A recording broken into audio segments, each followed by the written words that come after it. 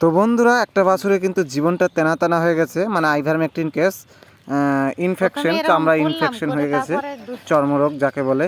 তো আমি কিন্তু এখন ইঞ্জেকশন করব, দুটো ইঞ্জেকশন, একটা হচ্ছে সাবকাট, একটা হচ্ছে আইএম।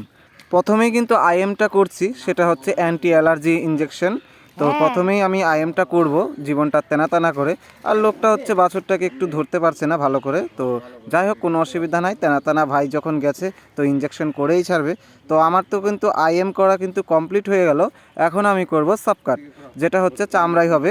এই ইঞ্জেকশনটা করলে গরু বাছুরে কিন্তু উঠতি বয়সে ফুর্তি তো বাড়বে, তার সঙ্গে কিন্তু একেবারে জীবনটা তেনা তেনা করে দিবে লাফিয়ে টাপিয়ে। কারণ এই ইঞ্জেকশন শরীরে যাওয়ার মাত্রই, চামড়ায় যাওয়া মাত্রই কিন্তু ভীষণ জ্বালা করে।